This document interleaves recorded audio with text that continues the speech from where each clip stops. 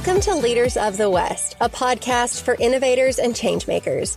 I'm your host, Jessie Jarvis, the founder of the West, and I'm sitting down with agriculturalists, entrepreneurs, executives, and everyone in between with the goal of digging into the strategies, mindsets, and lessons that have been crucial to the success of ag and Western. Whether you're carrying on the next generation of your family's operation, starting something from scratch, or determined to climb up the leadership ladder, we're going to inspire you to continue to dream big, growing not just you, but the future of agriculture and Western as a whole. Let's go.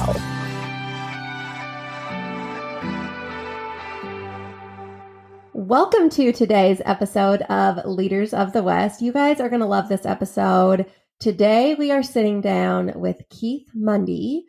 He is somebody that I have known for a very long time and is an inspiration to many in the Western industry.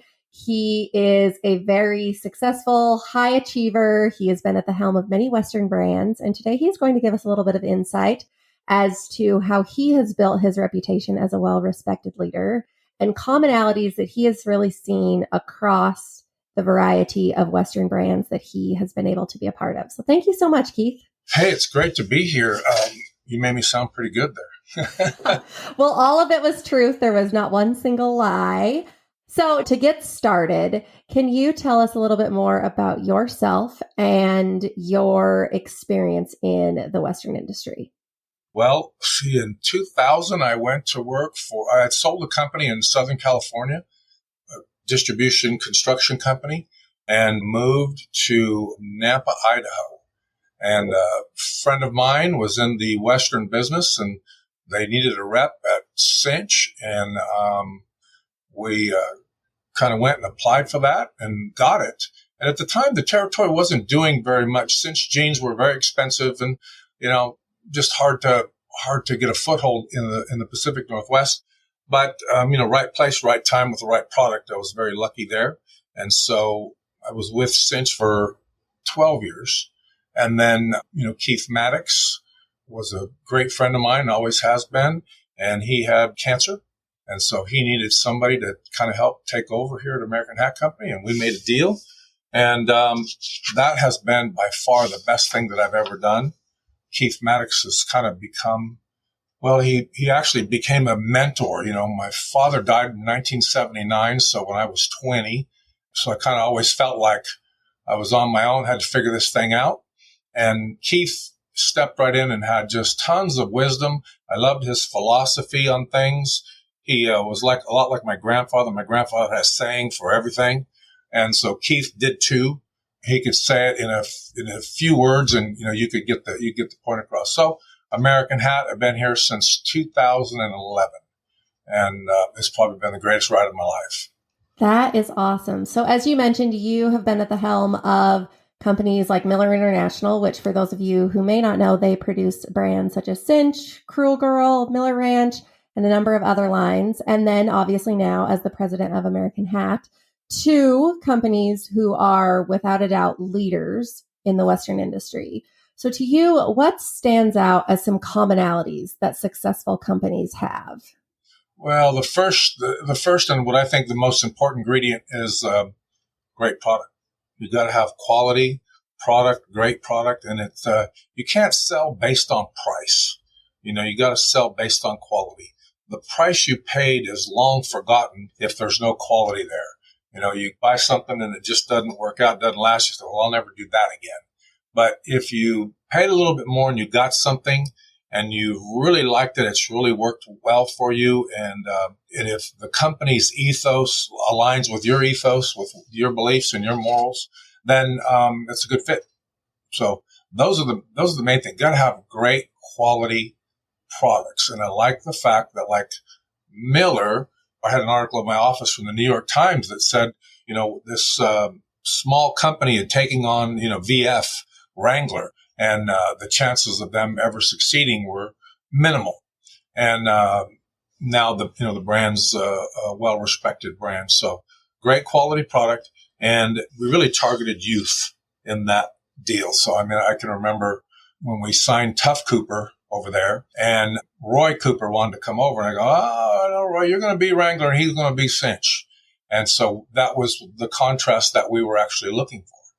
And so Wrangler became kind of your father's gene, and Cinch became your gene if you were a young person. So let's talk about that strategy really quickly, because I don't think that when it comes to, acquiring customers and really putting thought into that, a lot of people think about the cost of acquisition when it comes to getting a younger person. So by having that tough Cooper at that time, that age range, you then ideally have that customer for life, right? Right. Well, and probably the most important thing that I could say that we've done, that we did at Cinch, and then we've done it here at American, was sponsorship of the National High School Rodeo Association, National Junior High School Rodeo Association, and then some of the other youth events. We did Little Britches for a bit, Shawnee, the International Finals Youth Rodeo. But if you think about it, branding is a Western term, right? And so as a rancher, you know this. What do you want to do? You want to brand calves. You want to brand a lot of calves every year.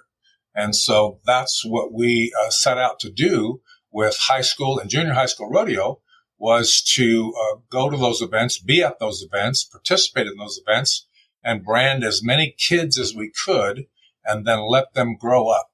And so that's what happened at Cinch, and Cinch is still a sponsor. And then when I moved over here, the people at the high school rodeo contacted me and said, man, would you ever want to be a sponsor? And I said, oh, I'd love to. That's the best thing I think that we can do. And so it's worked for us here at American as well. So in addition to having strong business sense, you are known in the Western industry for someone who's a really strong and well-respected leader. How have you built your leadership prowess over the years? Wow. I made a lot of mistakes, and I tell people all the time, what not to do is just as important as what to do. So you got to kind of figure out what not to do. But I think with people is just doing what you say you're going to do, be fair. And every day, I'm willing to go do whatever I got to do, whatever it takes. When somebody asks me, what do you do at American Hat Company? I said, whatever it takes. If it takes sweeping the factory floor or cleaning some bathrooms, then, I'll do that. And I'm not even exaggerating, because we have a guy here, a maintenance janitor. And when Rick's not here, that's the first thing I notice in the morning, because when I come in, my trash is still full, and then the factory floor is not clean. So there's been times that when Rick was out, he had COVID once, and, I would pick up the room and sweep the factory floor. And so I think it's good for employees to see you doing that and go, well, he's not afraid to do it. So why am I have a saying, it all pays the same. So do whatever it takes to get it done, get the job done. Well, and one of the things too that I think about is, in our industry especially, I think that we are fairly decent when it comes to being people who are willing to do anything. That being said, what do you think are areas that we can improve on in that? Well, I think that there's some things that we could probably be a little more sophisticated in when it comes to electronics. And, I think the whole Western industry as a whole was slow to the, websites and shopping carts and those types of things. So we weren't forerunners when it came to that. We kind of were a little bit after the curve, maybe. But there's nothing. I wouldn't trade this industry for any other industry. And I tell people all the time, I wouldn't hire, if a person walked in and go, well, I have a PhD, or I've got a master's, I got this, I got that. That doesn't mean anything to me. I really could care less. That might even work against you. I'm looking for somebody who's passionate about what they do, loves the industry, loves what the cowboy hat stands for, what the great iconic American cowboy, what he means. When you think about all the songs, the movies, the poems, the picture books that all, depict the American cowboy, you gotta love that. I had a guy that was looking at a very upper end hat in Las Vegas one year, and he kept coming up to the wall and looking at the hat and then going back to his wife, who she never came up close. I think she thought, well, I'll stay back here and he can't convince me. And finally, after about 3 or 4 times, and this was like a, $2,800 hat. And the guy was very nicely dressed. And I said, what's holding you up? What's the hang up here? And he said, well, to be honest with you, I live in New York City. And I said, okay, what does that have to do with anything? He said, I just don't know if I have permission to wear a cowboy hat. I mean, I don't know, it's not going to fit. And I said, well, here's the deal. If when you go to your penthouse suite, whatever, he goes, it's not like that. And I said, just follow me. I'll exaggerate for the effect. But if when you lay your head on the pillow in your penthouse suite, if you dream of big blue skies and white puffy clouds and wide open spaces, man, you might be a cowboy. And so you don't necessarily have to live it. So it's not about your zip code. It's about your state of mind and your state of heart. So if you have that state of mind and state of heart, then welcome. That was a perfect answer. Okay, so one thing that I do want to touch on that I know that your company is very passionate about is following Keith Maddox's passing, his brand, which, because everyone is listening, if you are a cattle rancher, it would be a plus X, which verbally would be read as positive times, really became a symbol for your company. And now, a few short years later, after creating those patches, you can't go anywhere in cowboy country without seeing a hat with that sticker on the back. And in addition to that, I know that it's really become an eternal mission or internal mission for American Hat. So obviously, the idea of positive times is a very easy mission for a company and its employees to get behind. That makes a lot of sense.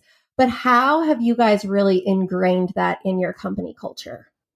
Well, it was, his cattle brand, his horse brand.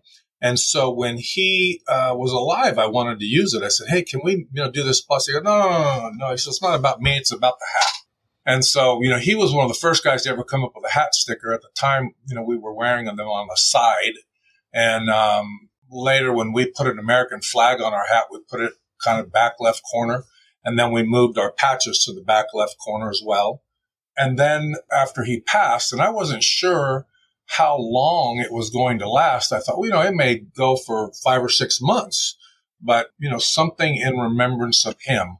And I believe in my heart of hearts that he left that for us here at American Hat Company, and that has become the North Star for us for, anytime I'm looking for direction, navigation, that's my North Star. So I try to figure out what's the most positive thing. And then, when I came from Miller, at Miller, we had consultants, and we would do retreats and bring the management team together and SWOT analysis. And I'm not saying there's anything wrong with that.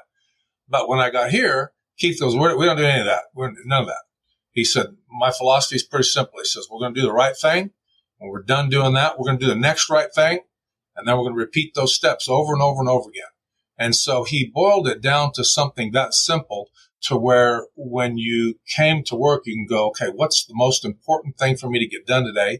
And what's the right thing? And he said, if you do the right thing, irregardless of what the consequences for you are, you're going to be okay. You're going to be okay. It's all going to work out. And I remember we had a big customer that wanted us to give them 10X hats, but put 20Xs inside. And Keith said, nope, we're not going to do that. Not going to do that. And then we had another customer, when we put the American flag pin on the back of the deal, on the back of the hat band, we had another customer said, well, I don't want them with that flag pin on there. I don't want to buy them like that. Keith goes, okay, well, not a problem. We'll close your account. And the guy goes, oh, I don't want to close the account. I just don't want them with flags. He said, you can't buy, a Ram truck without the Ram on it. You can't buy Apple computer without the Apple on it. So you can't buy an American hat without the American flag on it. So he really wasn't afraid of just, hey, okay, if you don't want that, well, we may not be for you.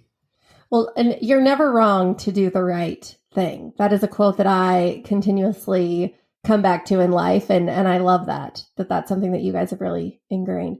So how do you bring the positive times into your company and your employees on the internal side of things? Yeah, so we try to make it so it's not just words, but it's actions as well. And so anytime we deal with anything on the factory floor, then again, I look for the positive in it. And so what are we going to get out of this? What's the positive? What are we going to walk away from here? That's the stuff that we try to do here. We have a saying up on the wall here, good, better, best. Never let it rest until your good is better and your better is best. And so really what that means is every day you're trying to just beat yourself. You're trying to be a little better version of yourself than what you were the day before. So that's that's all over the factory. And then we have the 4 things we want to accomplish every day. And that's world-class product is number 1. We're going to give you world-class service. Number 2, we want to deliver on time, which is impossible at this point in time. And then we want to do it all at a fair price.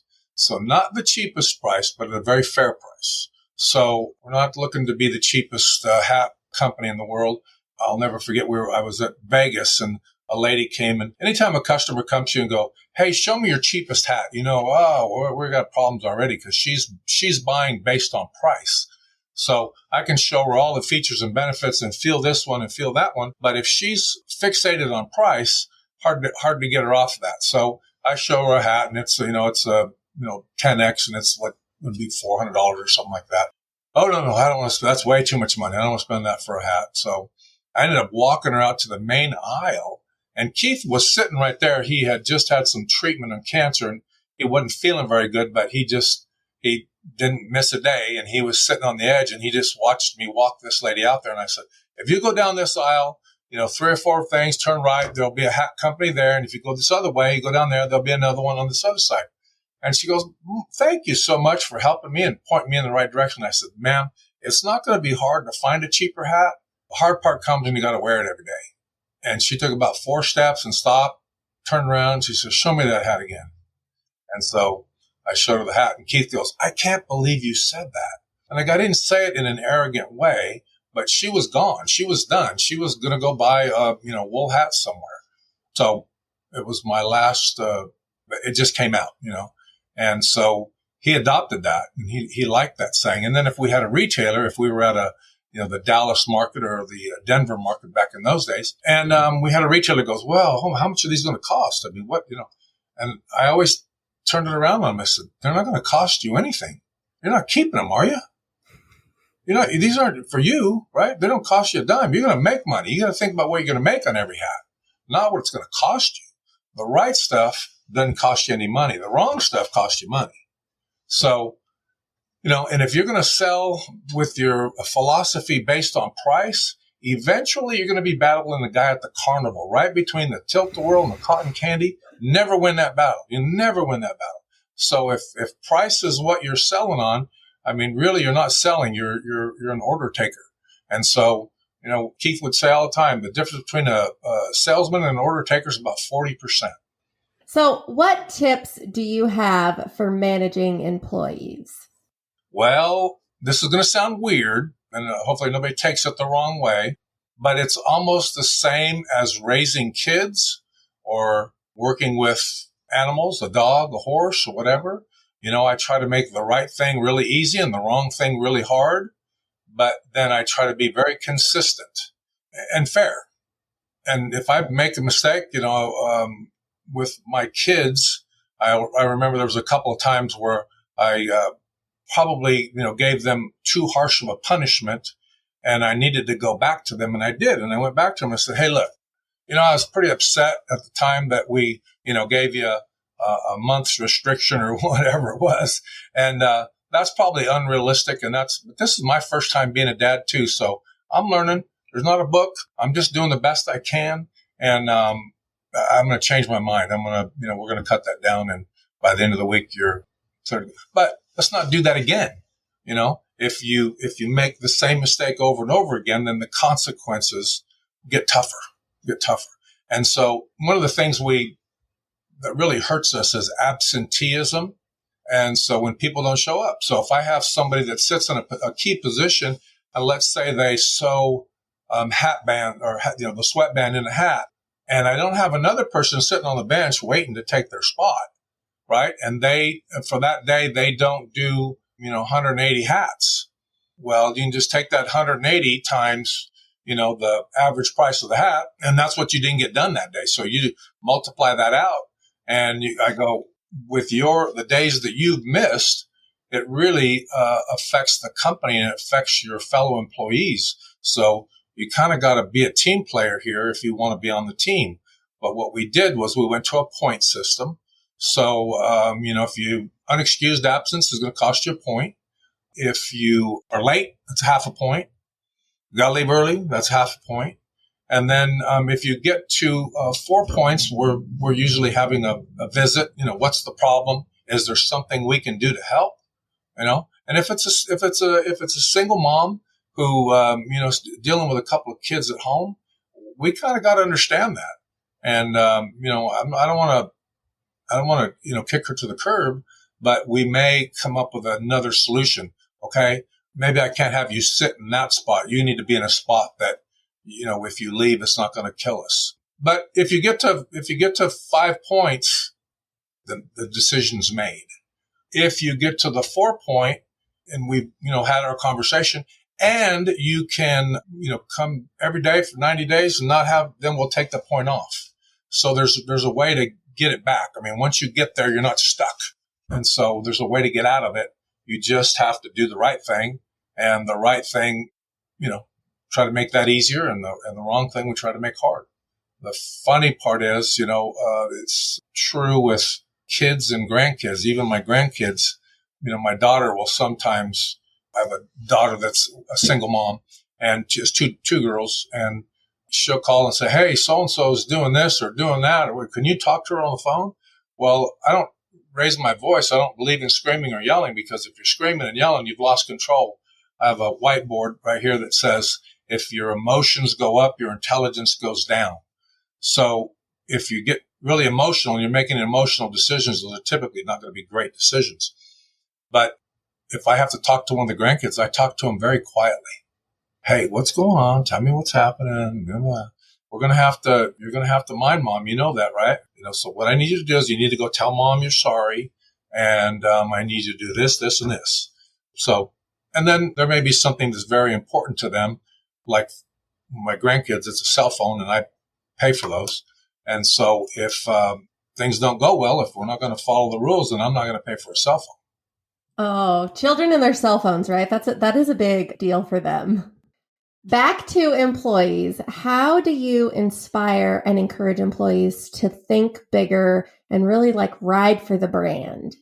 Well, again, if they have that passion, then they do that almost automatically. If you don't micromanage them, if you micromanage them and you don't let them make mistakes, or you don't let them speak their opinion, because there'll be sometimes I'll say, hey, here's what I think we ought to do, but man, if you got a different opinion, I'd love to hear it. Let's talk about it. And you got to be willing to say, you know what? I think that's a better idea. Let's go your way.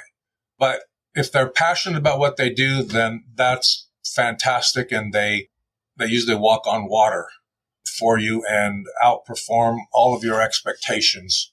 But you got to realize too, there are people that just want to come to work and get a check and go home. So they don't want to work the same way that you work, or the same way that I would work, or the same way that, and so they're, and then some of those folks that are very passionate about stuff, they get upset with those guys. They go, well, how come that guy doesn't believe the same? Well, he just wants to get a check and go home. This is not his world. It's not his life. This is a means of him feeding his family. And so you got to kind of realize that as well, that not everybody has the same level of passion. And so identify the ones that are passionate, and then let those people run with the ball. And then if you just want to be a guy that blocks and tackles, then that's okay too. So when it comes to hiring, what qualities do you look for in someone, and what qualities are an instant turnoff? Passion is number one. I've kind of said that's kind of maybe a little bit redundant, but passion is number one. And then the turnoff would be the opposite of that, a lackadaisical attitude, or an attitude of, well, what's it going to pay? And how long do I have to work? And so if you're looking for that stuff, then we're probably not the right place for you. If you want a great job and you want to feel like you're part of something a little bit bigger, then we'd love to have you as part of the team. And then, so everybody on the factory floor out here has a goal.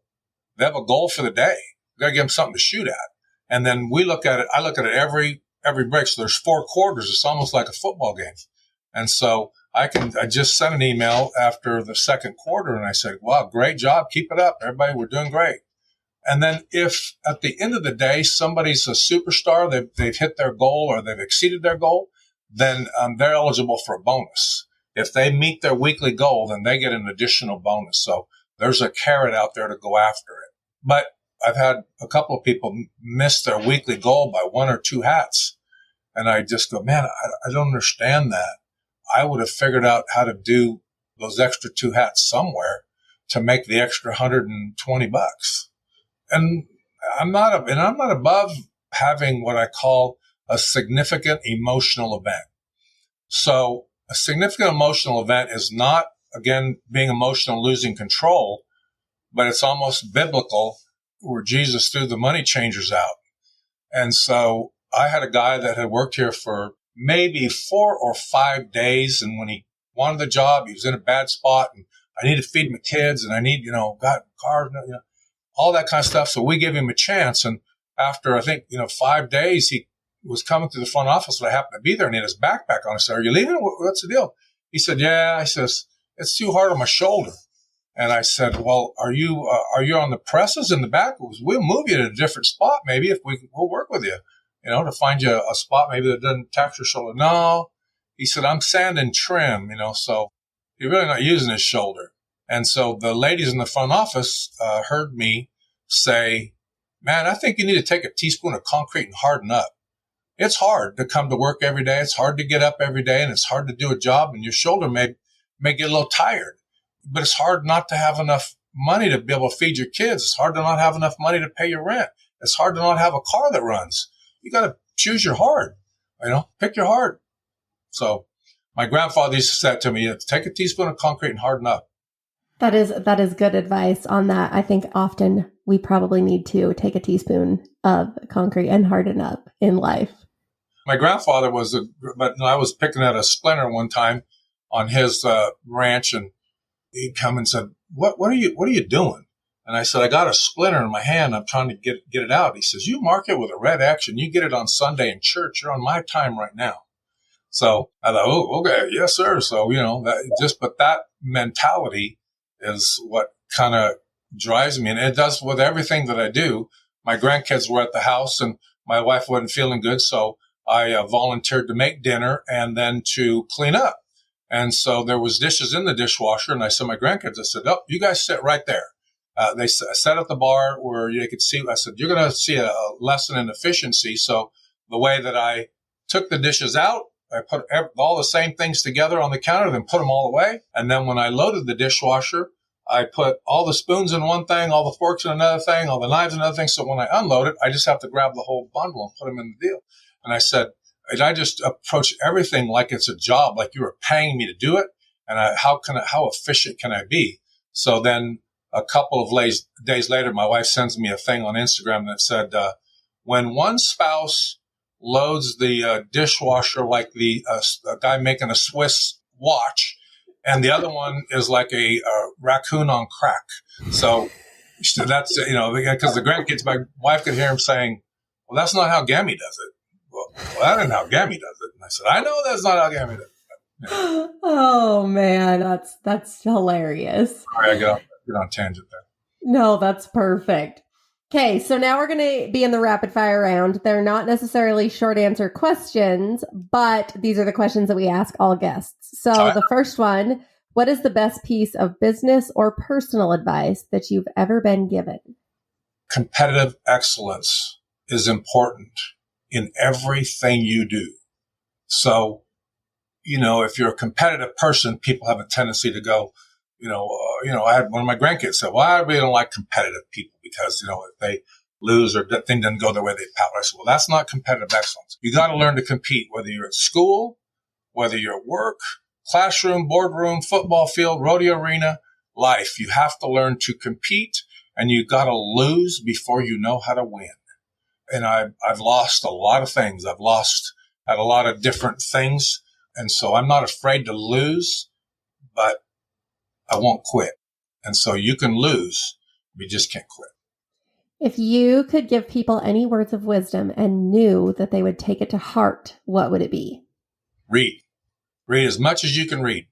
Whether it's audiobooks, as much as we travel in this Western lifestyle, You can get a PhD in a subject if you pick the subject and just consume everything you can get.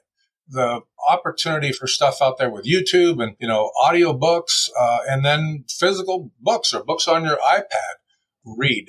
If you choose not to read, you have no distinct advantage over the person who cannot read. So the more you read, the more it, stimulates your brain, and you're going to think about things or maybe look at things a little bit different, have a different viewpoint. If you could go to dinner with anyone dead or alive, who would it be? Well, that'd probably be Keith Maddox at this point. I could have said my father. My father died in 1979, so it would take a lot of time to catch up there. With Keith Maddox, I would want to get his feedback, and see what do you think about this? What do you think about that? We're headed here. We're going there. We're doing this. But also maybe that's selfish as well, because there's many times I wish that he could see where we're at and what we're doing. But maybe that's for me, not necessarily for him, because I wanted to make him proud, make him happy. And he always, when you work for somebody and you're talking to him on the phone, and I probably about 4 or 5 years in, he ended every conversation. He said, "I love you, and I'm glad you're there." And he was roping maybe in Arizona or doing something. And then I got to the point where I was comfortable saying, "I love you too." And he taught me that. That's important. Oh, it absolutely is. And having a relationship with somebody like that, I mean, it's not often that people get that in business. And I think that the two Keiths, were lucky to have had that. And I know that he has made a big impact on you. Okay, what is one quote that you lead your life by? I have it on the inside of my forearm. I had it put there in ink. And it says, "If you're not living on the edge, you're taking up too much room." And then it says, "Hack King, plus X." Keith would say that a lot. We got to get out on the edge. The edge is where the fruit is. The edge is, you don't want to take silly chances. But if you're going to hang on to the trunk, you're going to die in your comfort zone. So the fruit, you got to get out on the limb a little bit. And that's where it's at. If you're not living on the edge, you're taking up too much room. Man, I think I might need that quote on my life. By nature, I'm not necessarily a risk taker, but I will say so far in this podcast journey, a lot of our episodes have alluded to the importance of taking risk, which is something that I know I obviously need to be better at. But I know a lot of listeners out there probably feel that same way, that there may be a risk adverse. So I think that one is really going to resonate with some people. Yeah, you can't, because calculated risk. I'm not just saying risk at all. You don't want to be, I bet it all. But you have to take some calculated risk. You have to take some chances. If you don't, then, there's not going to be any big reward either. Well, Keith, thank you so much for taking time today to sit down with us. And if you guys aren't already, I highly encourage you to go follow American Hat Company on social. If you are at an event where they are set up, go seek out their booth. And then maybe you'll get to meet Keith, because he goes out quite often, and he's always in Vegas. So if you will be in Vegas for the NFR, I know that you can at least stop and tip your hat to him and his wisdom today. And if this is an episode that you got something out of, which hopefully it is, I know that I did, it could be for others too. So help us spread the word by taking a screenshot, sharing it in your stories, tagging American Hat, tagging Of the West. And if you know of somebody who could maybe use a little of this inspiration in their life, please make sure to send it their way. And with that, we will see you guys next week. If you loved this episode, do us a favor and share it with someone else who might find just as much value in it as you did. We're on a mission to continue to grow and strengthen the future of agriculture and Western industries, and you spreading the word helps us make more of a positive impact. It also makes a big difference when you take a minute to go rate and review the show. We can't thank you enough for listening, for sharing, and for loving Ag and Western as much as we do. We'll see you back here for our next episode.